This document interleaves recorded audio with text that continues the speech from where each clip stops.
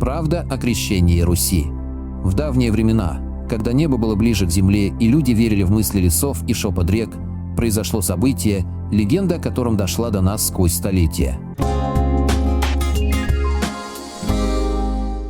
Говорят, что Русь приняла христианство по воле князя Владимира, который, выбрав между верами, остановился на греческой вере православии.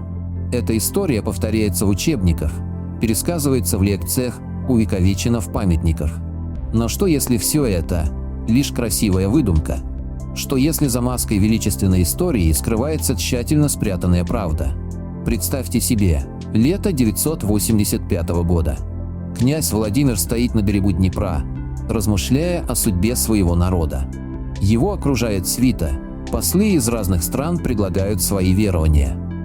Мусульмане обещают рай без вина, католичество – богатство и власть, язычники – свободу духа.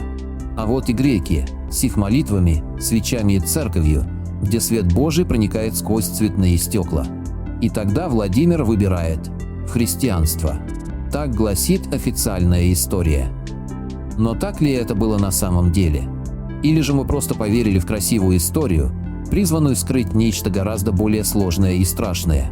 Давайте начнем с того, что само понятие крещения Руси в его современном виде возникло намного позже тех событий.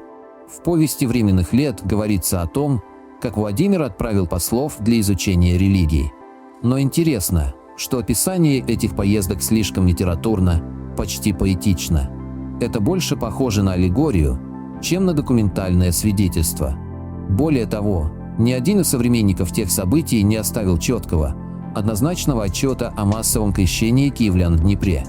Да, оно упоминается, но без деталей, без имен, без конкретики.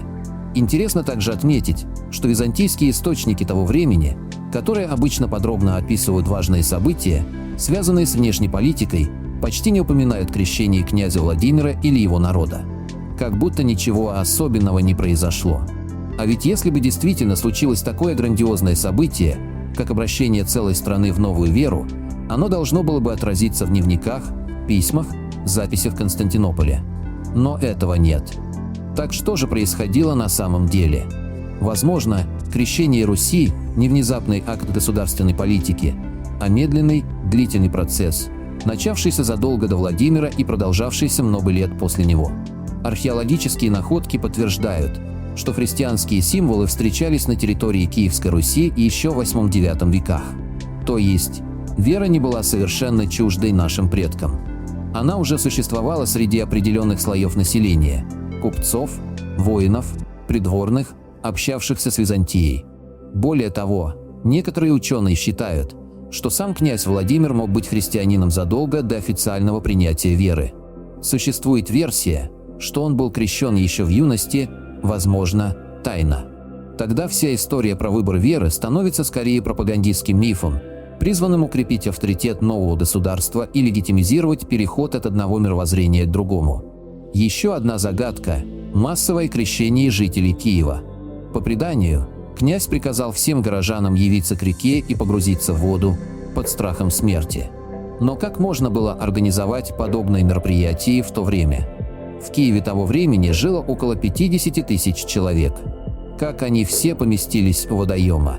Кто их всех окропил? Где были священники? И почему никто не восстал против такого насилия над совестью?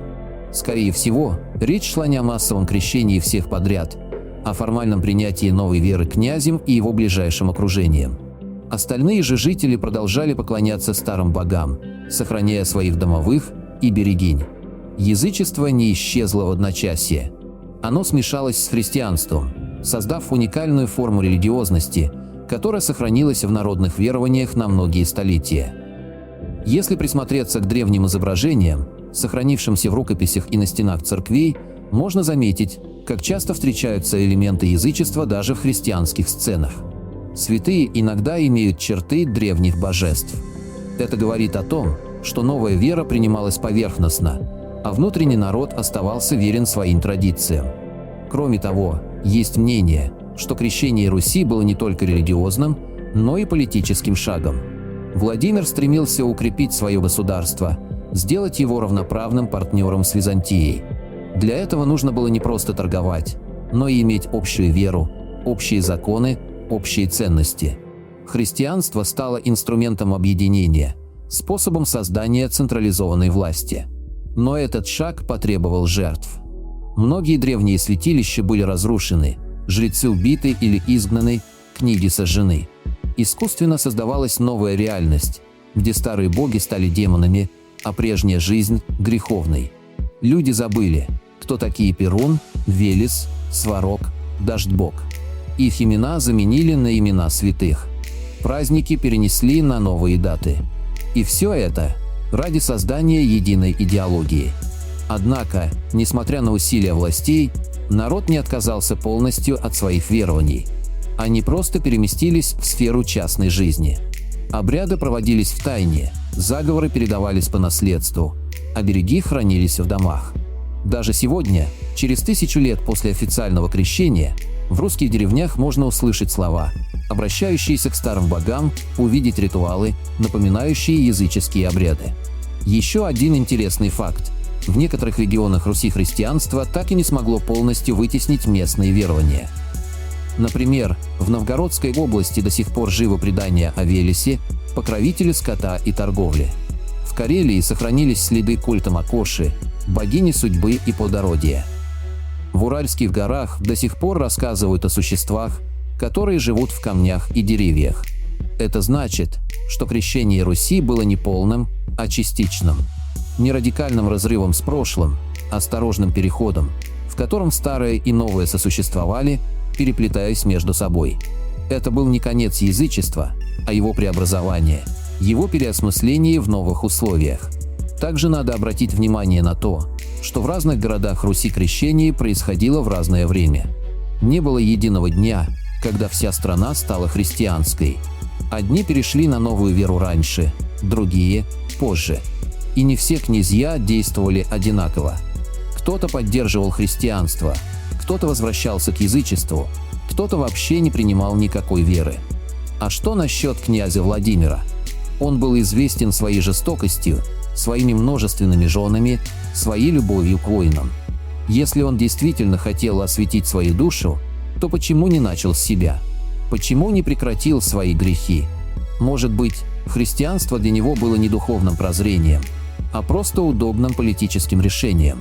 Интересно и то, что в других источниках говорится о том, что Владимир принял христианство не потому, что ему понравилась его красота или справедливость, а потому что он женился на византийской принцессе.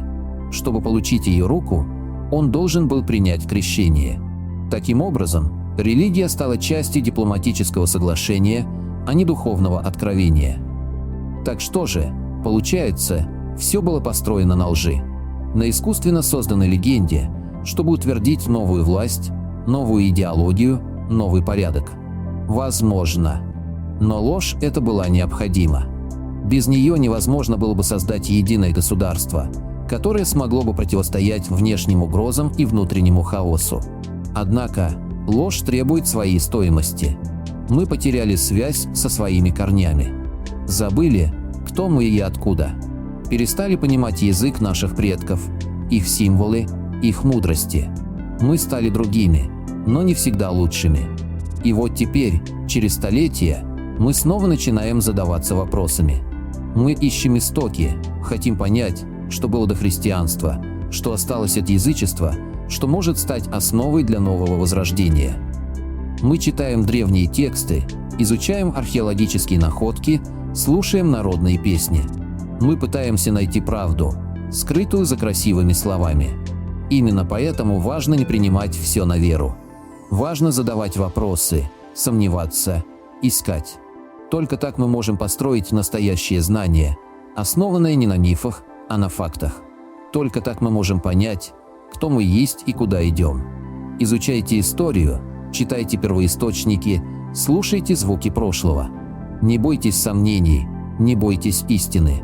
Только так мы сможем раскрыть настоящую картину нашего прошлого и построить будущее, достойное наших предков. Благодарю всех, кто подписался на мой канал и смотрит мои видео. Поделитесь моим видео в соцсетях с родными, друзьями и знакомыми. Люди имеют право знать все точки зрения. Всем спасибо за внимание, буду рад вас видеть на своем канале снова.